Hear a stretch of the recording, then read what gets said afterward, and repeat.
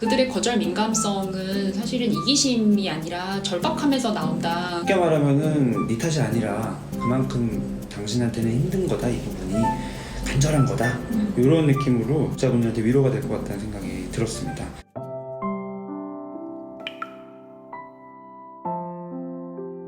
안녕하세요, 정신과의사 정우열입니다. 오늘은 오랜만에 게스트분을 모시고 대화를 나눠보려고 합니다.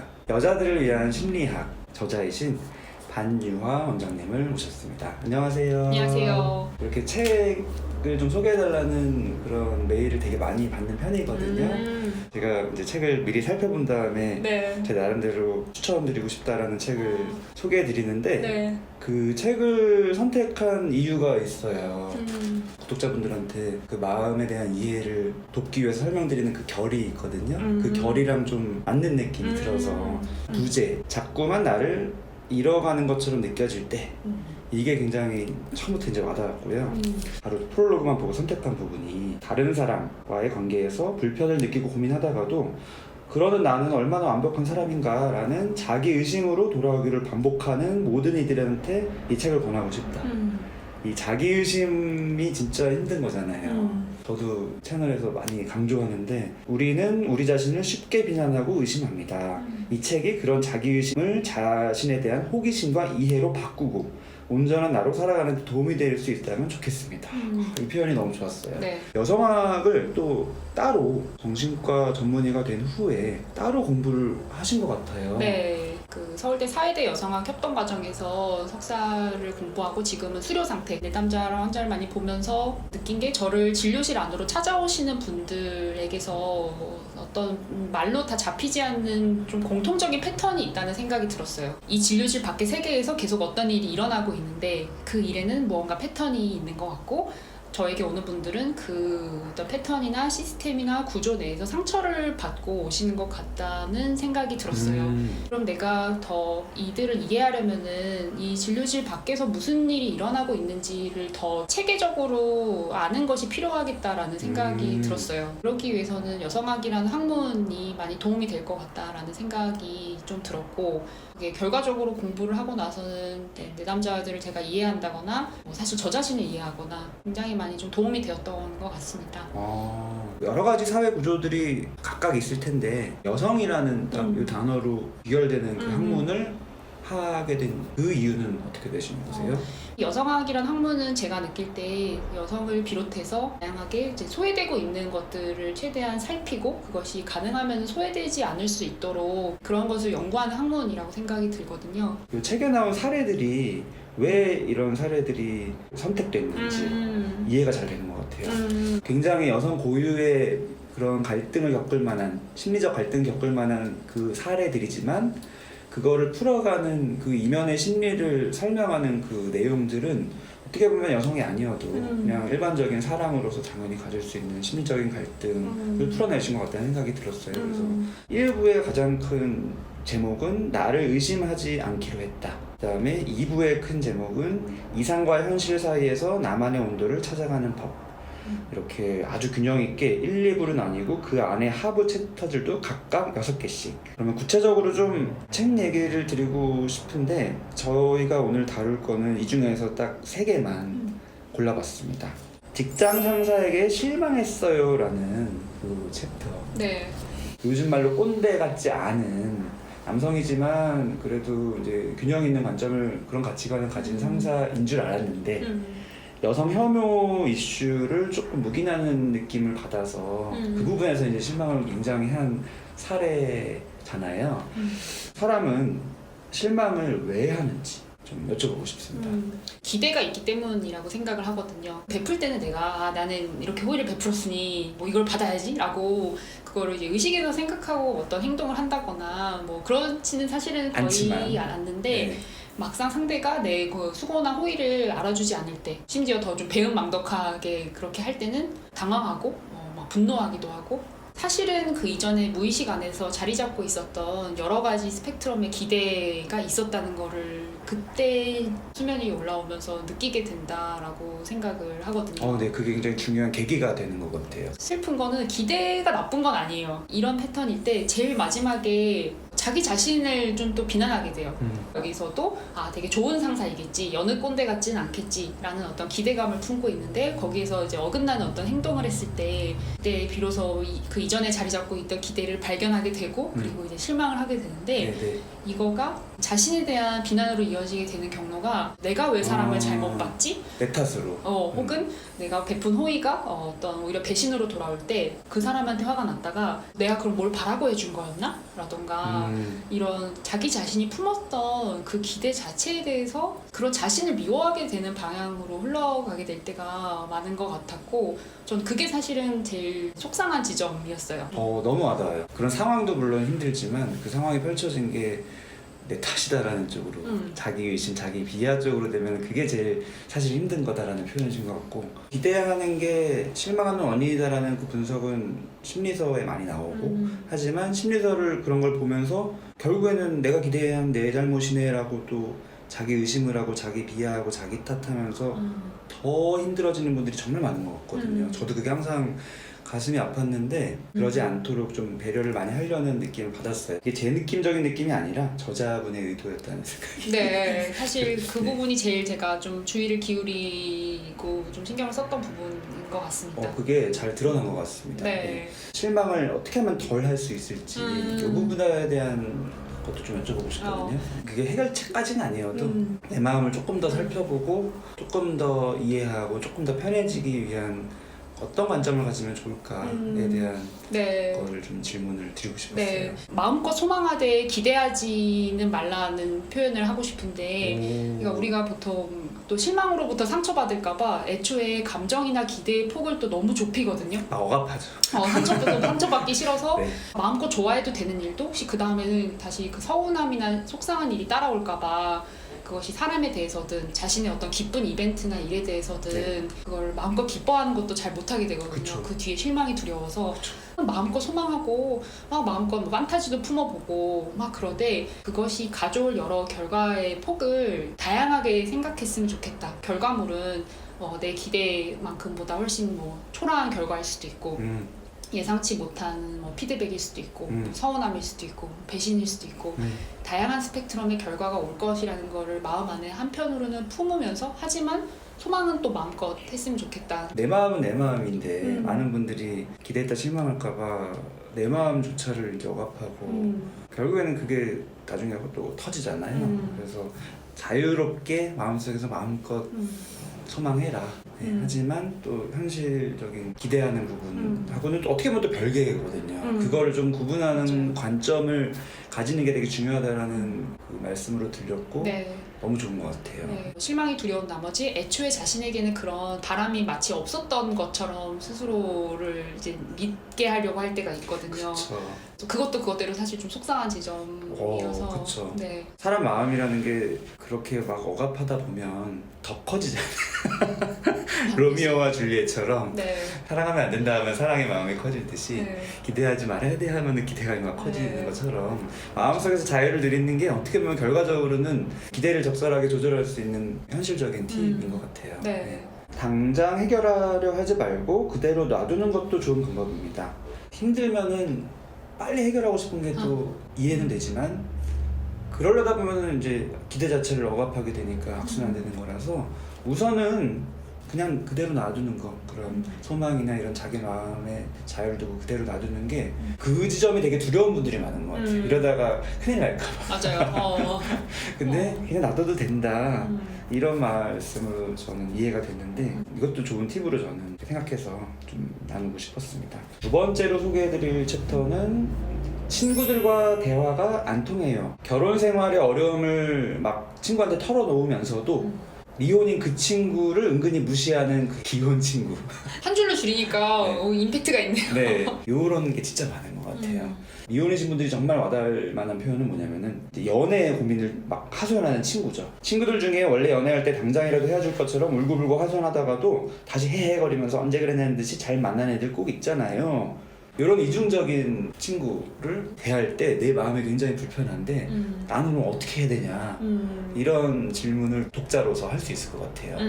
사실 친구끼리 속상한 일을 하소연하고 그 얘기를 들어주고 위로해주는 거는 친구들끼리 하는 중요한 대화이고 그것이 상처의 이유라고 생각하진 않거든요. 근데 그 상처를 공유할 때 순수하게 공유하는 게 아니라 갑옷을 쓴 채로 공유한다라고 제가 표현을 했는데 남편이나 아니면 뭐 아이나 뭐 아니면 시가라던가 이런 것 때문에 이런 게 힘들어 라고 했을 때 친구가 막 어떻게 이렇게 하는 게 어떨까 저렇게 하는 게 어떨까 하는데 순간적으로 자신이 힘든 이야기를 하면서 동시에 너무 괴롭다는 사실을 인정하는 게 좀 불편하거나 두려워서 또 확 갑옷을 쓰는 거예요. 그쵸. 근데 아니야 그 정도는 아니야. 친구가 너무 걱정될 정도로 배우자를 예를 들어서 비난하다가 안타깝다거나 도와주려고 하면은 아니 뭐 그 정도는 아니야 라고 갑자기 이제 그런다거나 아니면은 그쵸. 이렇게 보는 게 어때? 저렇게 보는 게 어때? 라고 이제 나름대로 제안을 하면은 야 네가 아직 결혼을 안 해서 네가 몰라서 그래 이런 식으로 힘든 걸 그냥 얘기하면은 사실은 괜찮은데 이렇게 해서 들어주고 뭔가 도와주려고 할 때 그럴 때 이제 확 방어막을 치면서 또 갑자기 밀어내는 그것이 사실 저는 상대를 지치게 하는 것이지 고통을 공유하는 것 자체가 지치게 하는 건 아니라고 생각을 하거든요. 명확한 부분인 것 같아요. 네. 그러면은 뭐 그럼 각자 힘든 얘기를 하지 말라는 거냐라든가 그런 분들이 정말 많죠. 그래서 또 입을 닫고 마음을 억누르고 기혼인 친구한테 서운해하다가 그런 자신을 또 미워하게 되는 경우로 흘러갈 수 있어요. 그러니까 나는 왜 이렇게 친구 힘든 얘기도 하나 못 들어주지? 그쵸. 친구에게서 화가 나는 자기 자신에 대해서 좀 죄책감이나 또 막 불편한 마음을 가지고 얘는 힘들게 어쨌든 살아가는데 나는 왜 이 친구한테서 화가 나고 밉지? 라고 하면서 다시 자기 자신에 대해서 불편한 마음을 가지게 되는 이제 그런 순환고리가 생기는 것이 제일 안타깝다고 생각을 했고 네. 그럴 때 어떻게 해야 되는가라고 했을 때는 그 고통을 이야기하는 쪽에서도 이 상황과 사실을 인식하는 것만으로도 저는 좀 도움이 될 수 있다고 생각해요. 내가 힘든 얘기를 하는 과정에서 나를 지나치게 보호하려는 그 마음이 내 안에 각자의 마음 안에 있을 수 있다라는 것을 의식할 때는 조금 더 있는 그대로를 좀 공유할 수 있게 되는 부분들이 있다고 생각을 하고 갑옷을 써야 될 만큼 지금 안타깝긴 하지만 이렇게 자주 바뀌는 모습을 보이면서 내가 나 자신의 감정이 너무 많이 소모되지는 않게끔 내가 나를 잘 지키려고 신경을 써야겠다라고 생각하는 것. 예를 들어서 횟수나 빈도, 연락하는 횟수나 빈도를 거리를 좀 조금, 조절하는 거. 조금 조절한다거나 그리고 보통 그런 상황이 1대 다의 상황일 때 이런 상황이 조금 과열될 때가 있어요. 그런 경우에 조금 더 각자 마음을 좀 갑옷을 내려놓고 진실된 대화를 할 수 있는 가능성은 1대1의 상황을 만들면 그런 게 조금 줄어들어요. 각자 만나서 좀 각자 더 진솔하게 이야기할 수 있는 판을 아예 마련하는 것이 좀 도움이 될 수 있다. 굉장히 중요한 팁인 것 같아요. 갑옷을 좀 덜 쓰는 장치가 될 수도 있는 것 같아요. 보통 네. 1대1일 때 조금 더 편하잖아요. 네. 다대일일 때는 갑옷을 좀 아무래도 쓰게 되고 마지막으로 소개해드리고 싶은 챕터는 거절을 못하겠어요. 심리서에 가장 많이 나오는 주제일 수도 있지만 사례가 또 기가 막힙니다. 쉽게 말하면 조금 변태기가 있는 교수가 학생 실습을 남는 학생들 다 보내고 여학생들만 남겨서 전공 상담한다는 명분으로 밥도 먹고 극장도 가고 카페도 가고 이런 게 루틴인 교수님이 있어서 이 여학생이 혼자 실습을 좀 참여하지 말까 하지만 그러면 또 다른 조원들에게 패기치는 것 같고 이런 갈등이에요. 네. 상황 갈등이기도 하고 또 거절을 두려워하는 거기도 하고 저희는 거절을 왜 이렇게 못할까요? 자기 자신에게 뭔가 많이 달려있다는 느낌 때문이거든요. 그러니까 사실 거절을 못하는 상황은 사실은 내가 어떻게 하려면은 할 수 있는 상황일 때 일단은 발생을 한다는 점을 말씀드리고 싶어요. 그러네요. 그러니까 아예 너무 말도 안 되는 부탁이다라고 할 때는 그거를 거절하는 게 너무 명분도 너무 서고 그렇게 어렵진 않은데 내가 애를 쓰면은 할 수 있는 이제 그런 영역에 있을 때가 가장 좀 거절이 애매한. 네. 내가 어떻게 하느냐에 따라서 상대를 서운하게 하는 사람이 될 수도 있고 냉정한 사람이 될 수도 있고 뭐 이기적이거나 나쁜 사람이 될 수도 있고 관계를 잃게 스스로를 자초한 사람이 될 수도 있고 그 모든 것이 나에게 달려있다는 마음이 그 거절을 하는 것에 있어서 많이 갈등하게 되는 요인으로 좀 작용을 하게 된다고 그쵸. 그 생각을 부담이 되게 큰 것 하거든요. 같아요. 특히 더 그런 분들의 공통적인 마음 안에는 거절을 했을 때 생각보다는 상대가 그냥 뭐 그래 할 수 없지 이럴 수도 있긴 하는데 이런 분들은 거절했을 때 상대가 굉장히 크게 분노할 것이다 그리고 상대가 내 거절로 인해서 몹시 어려운 상황이나 그것의 결과가 나에게도 영향을 미칠 수 있다. 내가 버림받는다거나 아니면은 그 관계가 멀어진다거나 아니면 나쁜 사람으로 비난받는 상황이 되는 그 가능성이 마음 안에서 이제 마치 연기처럼 뭉게뭉게 있어서 이 실체가 어느새 잘 안 보이고 연기만 보이는 거죠. 네. 네. 한 사람 안에 한 가지 상황이어도 그 여파로 상상되는 내용은 너무 많잖아요.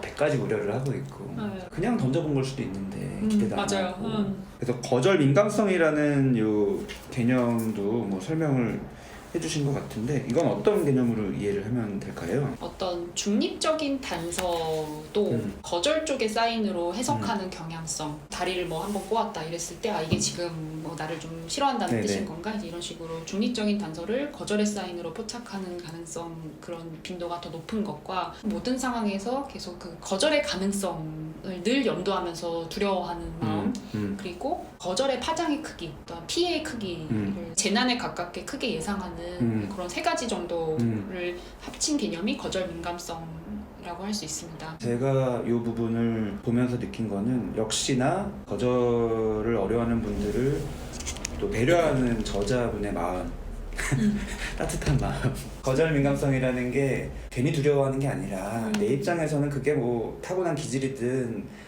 형성된 어떤 성향이든 거절이라는 측면에 민감한 사람인 거니까 그게 두려울 수 있다. 이런 느낌으로 이제 와닿은 것 같고 독자분들은 나를 비하하고 하는 것보다는 내가 이런 사람이니까 특히 더 이런 부분을 잘 살펴봐야겠다라고 이해할 수 있는 표현인 것 같아서 여쭤보고 싶었어요. 네.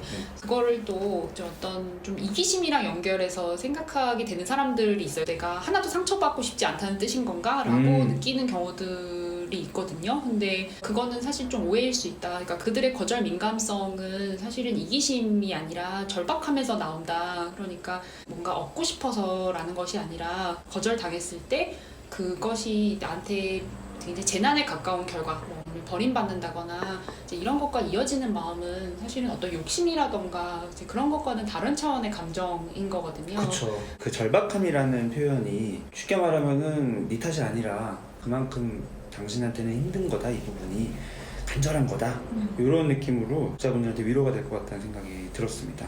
이런 상황에서 그러면은 어떻게 하면 좋을까? 우리가 무언가 부탁하고 거절하는 상황은 절대 완벽하게 매끄럽게 이루어지거나 끝날 수 없다라는 사실을 애초에 받아들이고 시작을 했으면 하는 마음이 있어요. 그러니까 상대가 하나도 안 서운하게 아주 우리 둘 다 기쁜 마음으로 평화롭게 끝날 수 있는 거절은 없고, 그리고 내가 누군가한테 무언가를 부탁할 때도 이미 부탁을 하는 순간 이것에서 불편한 무언가가 발생할 수 있는 여지는 반드시 있다.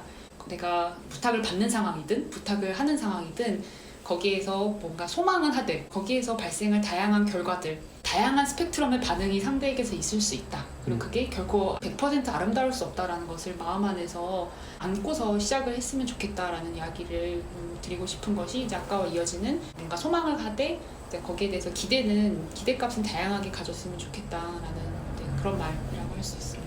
네, 이해가 잘 되고 독자분들을 보호하고자 하는 저자분의 마음이 좀 잘 담긴 것 같은데, 이 챕터 역시도 가장 우선인 거는 자기 자신과의 관계를 잘 유지하는 것, 스스로를 존중하는 것입니다. 이 표현이 저는 독자분들을 배려하고 위하는 따뜻한 저자분의 마음이 아닌가 하는 생각이 들어서 강조드리고 싶었습니다. 딱 3가지만 다뤄봐서 참 아쉽긴 하지만 책은 이렇게 들어서는 와닿지가 않고 사서 봐야죠. 다른 부분도 너무 좋은 게 많아요. 뭐 착한 아이 컴플렉스, 차별당하는 거, 스스로에 대한 어떤 이중적인 생각, 수치심, 질투심, 지금과 같은 결로 따뜻한 저자의 마음으로 독자분들을 또 위로하고 마음을 이해할 수 있게 도와주는 내용들이 많거든요.